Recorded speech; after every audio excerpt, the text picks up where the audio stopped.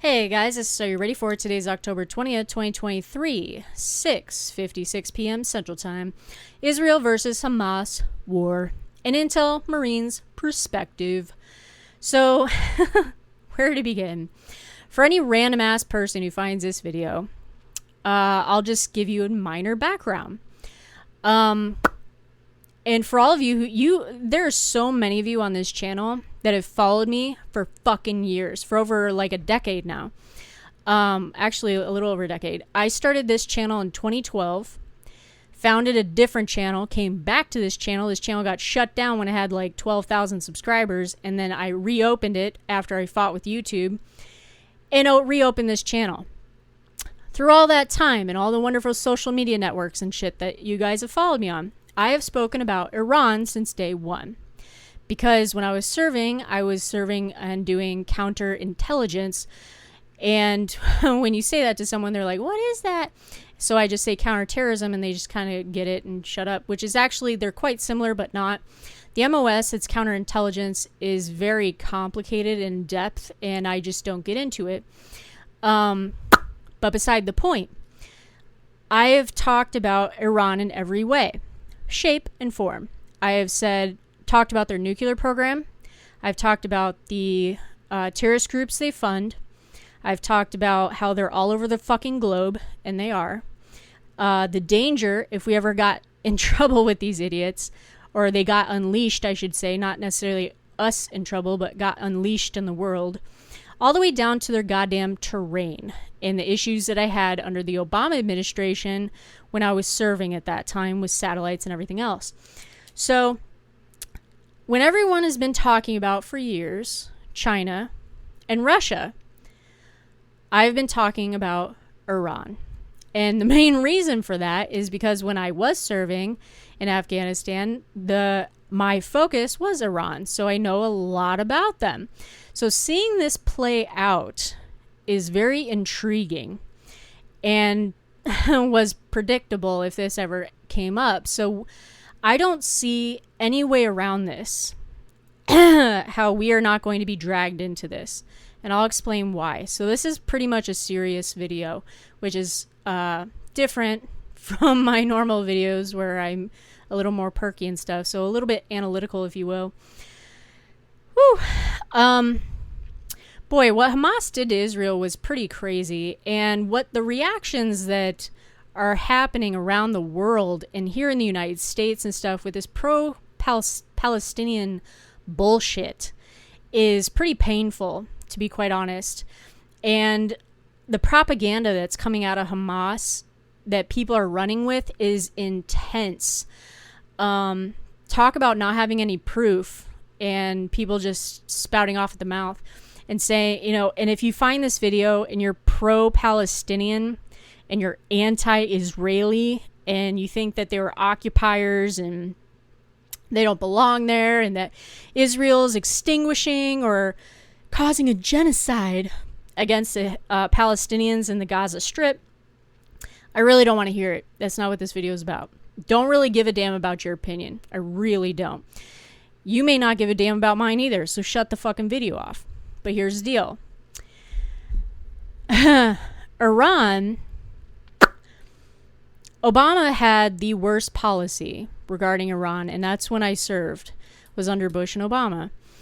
And for whatever reason, him and I guess Biden have this, what everybody's calling appeasement theory about Iran, which in all reality, I'll just say they, but Obama and the Democrats, for whatever reason, hump Iran and want to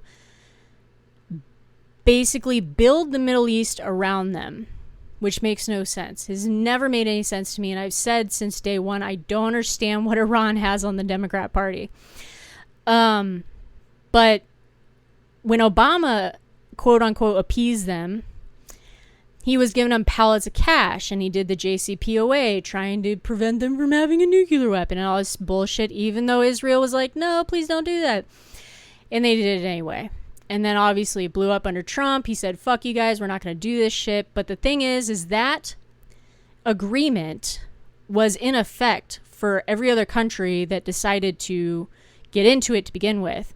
So with that being said, I'll start with this. There was an embargo on arms, on Iranian arms, that expired, I believe, midnight last night or the day before. And that is a big goddamn deal that is going to intensify this war, the war in Ukraine, and possibly a war that's going to be broken out by China and Taiwan. Because what that said is there was basically a limitation on the type and amount of weapons that Iran could ship around the world knowingly. Okay? Obviously, they do these shipments and shit happens, but knowingly, they could not do more than a specified amount. That expired. Those countries that are still in the JCPOA allowed it to expire. The United States, Biden, under this ridiculous fucking administration, who wanted to go back in the JCPOA, which, by the way, you could have, asshole. All you had to do is say, hey, we're back in the JCPOA. It didn't go through the Senate. It didn't get ratified. It wasn't a treaty. It was just an agreement. So him saying that he couldn't get back in the fucking JCPOA is a fucking bunch of jokes, okay? And Biden, did not attempt to prevent this from expiring either. So that is going to be a problem now that they're able to do that. Biden obviously did, everybody was focused on it, that $6 billion prisoner swap situation. There was funds from, South Korea that were frozen, that were sent to Qatar.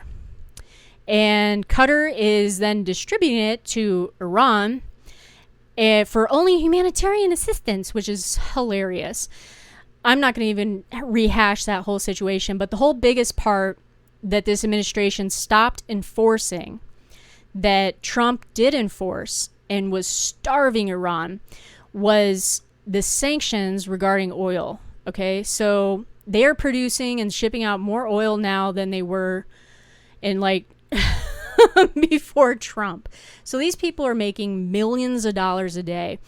According to what I saw, they've made like $80 billion since this administration walked into office. That is obviously a massive amount of money, especially for Iran. So funding what happened to Israel with Hamas is very simplistic and very easy to have happened. But the broader perspective of this, I'm not going to go into the history of Hamas and how they ended up in Gaza to begin with, and they took over Gaza. They weren't, people are like, oh, they were elected. Well, yeah, they were elected to the government or whatever in 2006, but they took over and kicked out basically the government of the Gaza Strip in 2007, and basically have been there ever since. So, but there's also another group that hangs out in the Gaza Strip, which is the PIJ, Palestinian Islamic Jihad. And so there's a couple groups that are chilling there, and what they're just calling it Islamic Jihad. When the Arabics are speaking back and forth, that's what they're saying, but it's the PIJ. So the other day, for example, the propaganda that comes out of this is absolutely absurd. I can't believe the amount of pro-Palestinian retards that exist that are chanting things they don't even realize what it means. The whole, I don't know, I can't remember offhand because I've been trying to do this video for a little bit. Something about from land to sea, Palestine will be free or something. That phrase, I guarantee a lot of people think they just came up with it or it's new. That phrase is genocide, okay? And no, it didn't come from Hamas. No, it did not come from the Gaza Strip, period. That came from the PLO in the 60s. They have been saying that about Israel. So, yes, it's a genocide chant. And the fact that people are saying it, not realizing it, is fucking painful. the amount of ignorance that is bred from this is so intense. So, like, for example, Hamas isn't the only people that are targeting Israel from the Gaza Strip. Like I said, the PIJ is targeting them. The other day, when Hamas, why would you believe a terrorist group of any kind when they say, hey, this happened? Why would you believe them face value for anything? It's absurd. But beside the point, said that, you know, Israel bombed a fucking hospital or some shit, and everybody ran with it, when in all reality, Israel put out footage that a missile went up and then basically it doesn't look like it exploded per se, but chunks came off the fucker and it landed in a parking lot in this hospital area, which caused some damage to the hospital, some cars, and some cars next to this situation were just totally fine. And Israel released that footage, and also they released, which was more important, was the lack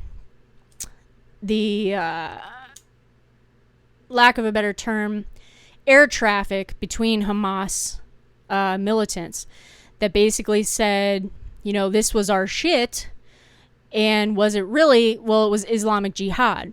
And so people got confused about that because a lot of people don't realize there's two groups there, and nobody's reporting on that. So when they said Islamic Jihad, they're talking about the Palestinian Islamic Jihad, which are a bunch of retards within that area that are dumber than Hamas, if you will, that are just getting in on this game. So Israel is also getting hit by Hezbollah from the north, which is in Lebanon. Now, I've been telling you for years how much Iran has been funding Hezbollah.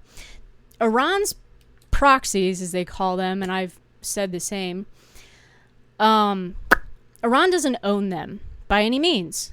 By any means. In fact, I heard something ridiculous the other day that they said Iran may not even known that Hamas was going to do this, and that's just priceless. But Hezbollah is a very large network.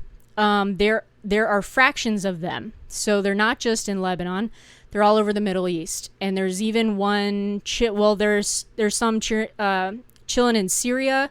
There's a fraction that's in Iraq. There's even some there's a huge one that's down in Venezuela that I've spoken about.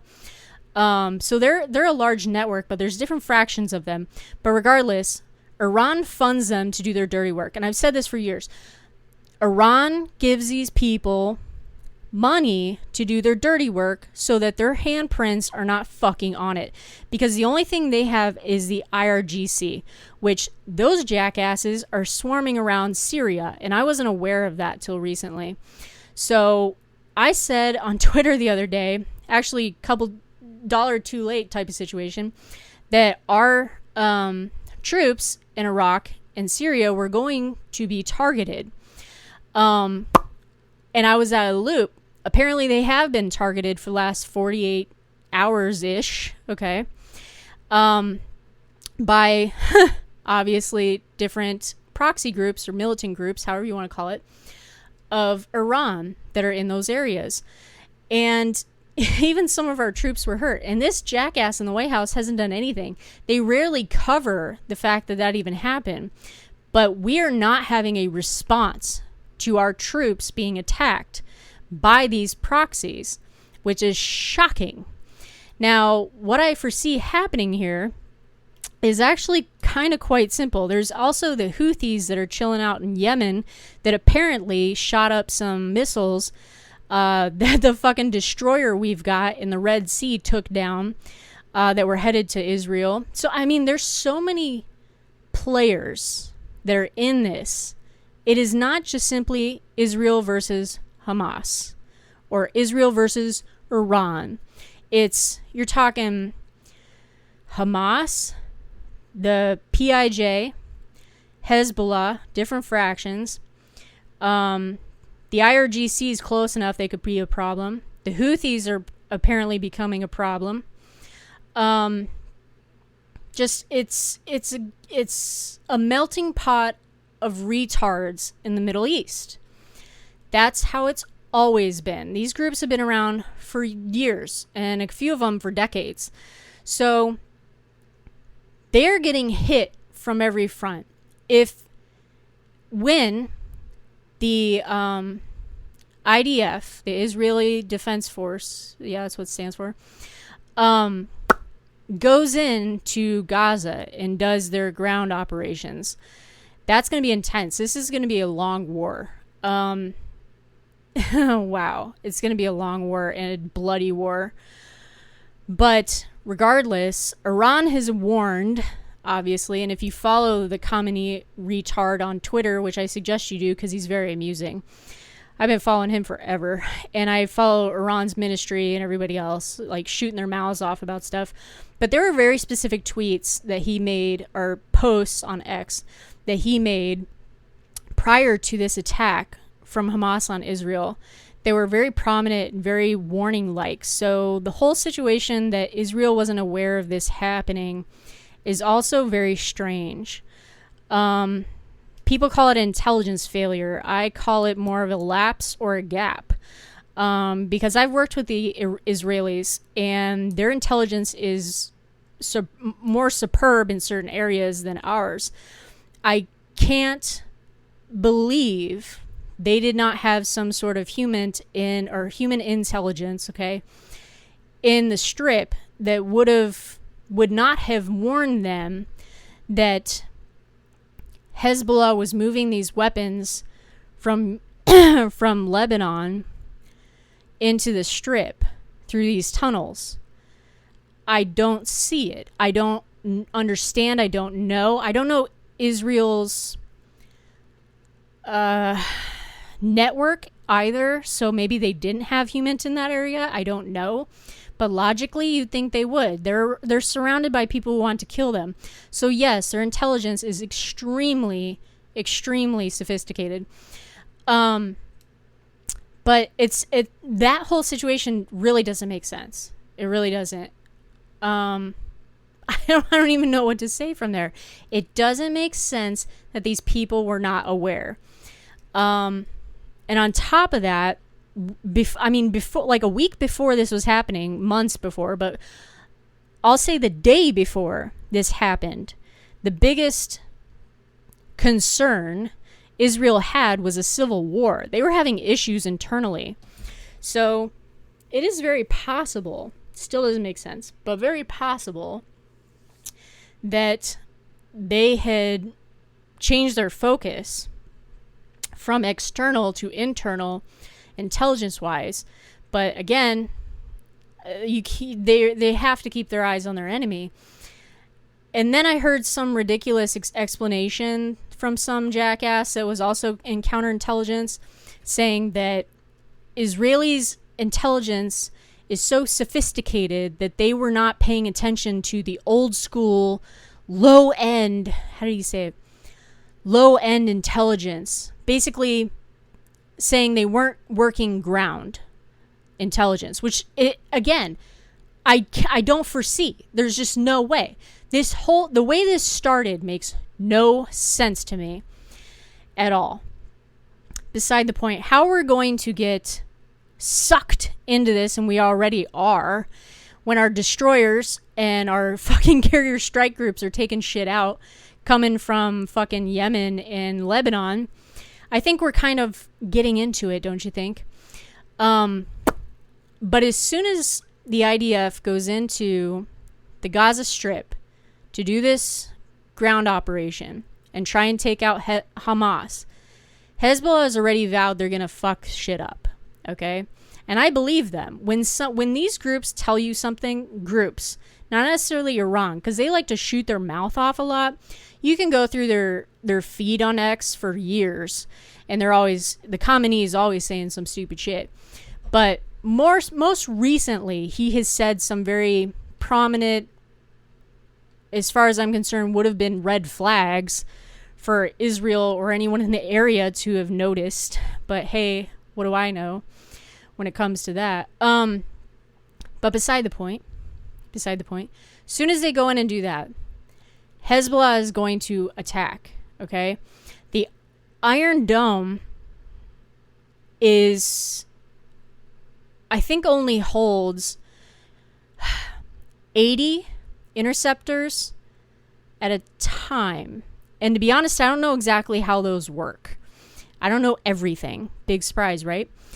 So I don't know how fast they reload and everything else, but I do know logically it can be overwhelmed. Okay, and if Hamas starts shooting stuff off from the Strip, and Hezbollah starts shooting stuff off from Lebanon all at the same time, and there are far more sophisticated missiles, guided missiles, and everything else that Hezbollah has that can overwhelm it just by themselves. But if they start doing that and they start sending out dummy fucking missiles and shit just to basically run it down and distract it and cause a problem and overwhelm it, Israel's going to get smacked hard. And this White House is going to have one tough choice, and that is to get involved. And when I say tough choice, it's because you fucked up, Biden. You fucked up hard. This is ugly. Once that happens and he pulls the trigger, and I don't see how he couldn't, on us protecting and shooting down missiles far more from our strike carrier groups and everything else, it's just going to be a disaster. We will end up with troops on the ground. Get ready, not necessarily in the Strip. Get ready for troops to be deployed to Iraq and Syria. As soon as that happens, Hezbollah is going to go after Israel, and Hezbollah and the IRGC and a few other groups that are in Syria and Iraq are going to start going after our military hard, all at the same time. So this is going to be tinderbox explosion as far as I'm concerned. So I don't know if that's one of the reasons the IDF has held off as long as they have, because this has been an imminent situation that could happen anytime, any moment for like the past week. And I think they're being very smart and strategic about it, and they're also getting their military, force built up, because there's people that are flying into Israel that are Israelis that were called in, that were reserve, or Israelis in general that are going back and signing up to serve. So they're building up their force too. But I don't know if everybody has thought this through, because Israel doesn't have a choice but to go after Hamas. And when that happens, like I said, it's going to be a domino effect.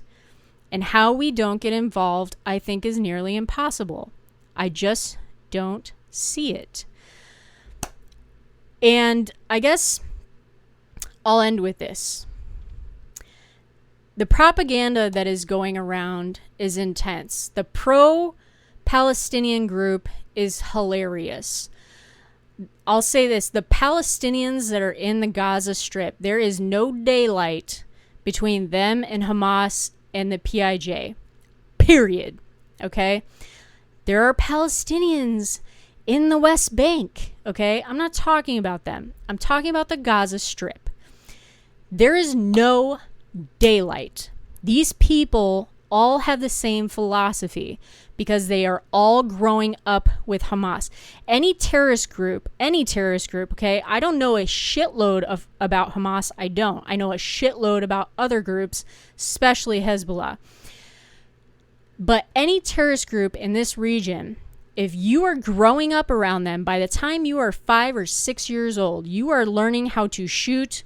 You are learning how to build bombs. You are basically fodder for them too. You're recruited in a sense that you don't have a choice. Either you do it or you die. So there is no Palestinian other than maybe elders, or toddlers that are, in my opinion, considered to be innocent. Okay, so Why do you think Egypt is not opening their doors for these innocent Palestinians? Because they know better. They know better. They know anyone of age, between the age of, we'll say, 10 and 50, is a problem, is a potential problem. Because, they, like I said, they grew up around this type of stuff, especially the kids that happened when Hamas came into power in 2007. If you notice in those videos of them going into Israel, many of those guys are teenagers into their early 20s. Those were infants when Hamas took over. They have been groomed and are growing up with and know everything about this type of situation. Is like being in a gang in the United States. You live in a gang neighborhood, you become a gang member, or you're done. And your family will get killed and everything else. It's the exact same way with terrorist groups, period, regardless of who you're talking about. Hamas, Houthis, Hezbollah, you name it. It's all the same. All the same, okay?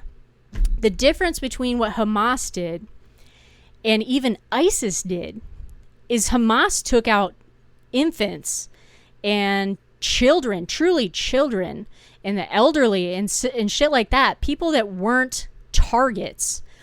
Even when I say civilians, I mean, ISIS took out civilians, but focused on, people that were bothering them, which were military and stuff. But ISIS didn't go after and behead babies and shit like that. Hamas is evil. These people that are 17 to 25 in this Gaza Strip are probably some of the evilest, disgusting people on earth. And so anyone who is pro-Palestinian for the fucking Gaza Strip, you have no idea what you're talking about. And you need to shut the fuck up. Period. End of story. So, with that being said, our border's open. Everybody keep an eye on who's around you and what's going on. You see all these protests of these minion retards that know nothing and don't know any better at these college campuses and at New York City and everywhere, and fucking LA and everywhere in California. I mean, it's like the Arab world has come together in a very negative way. And not all of the Arab world either, but the ones that are a problem for us in Israel. And seeing that bleed into countries like the UK, the United States, Australia, places like that is intense. And with our border open and 8 million people in here, plus all the gotaways that we aren't even aware about, that are more problematic than the people who turn themselves in, I can't imagine being a DHS intelligence officer right now. It would be a goddamn disaster. They can't keep track of these people to begin with. But now, trying to track them, because they weren't trying to track them before, but now having to try to track them and work with the FBI and everything else to try and put tabs on these people that they let through and didn't think twice about because this administration's fucking handicapped. Good luck. Good fucking luck. Who knows what will happen here in the United States? It's like a trigger. Once the IDF goes into fucking the Gaza Strip, Hamas is going to start throwing missiles. The PIJ is going to start throwing missiles. Houthis are going to probably start throwing missiles. Hezbollah is going to start throwing missiles. We're going to get involved. Iran's going to get pissed off. All of a sudden, our troops are going to get slammed in Iraq and Syria, and something's going to happen here in the mainland, and God knows where else in the UK and everything else. It is going to be a trigger. That is going to be what triggers the explosion, is when the IDF goes into the Gaza Strip. As far as I'm concerned, that's how that's going to go down. So be aware of your surroundings, 100%. I mean, just in general, people are ugly in this country. The people who are citizens too. But just be aware of your surroundings and carry. Conceal and open. Who cares? Just carry. Be ready for it. Either be shot or you're shot at. Shoot. You either get shot or you shoot. So Be careful out there. Anyway, this is Are You Ready For It? Take care, guys. Have a great day.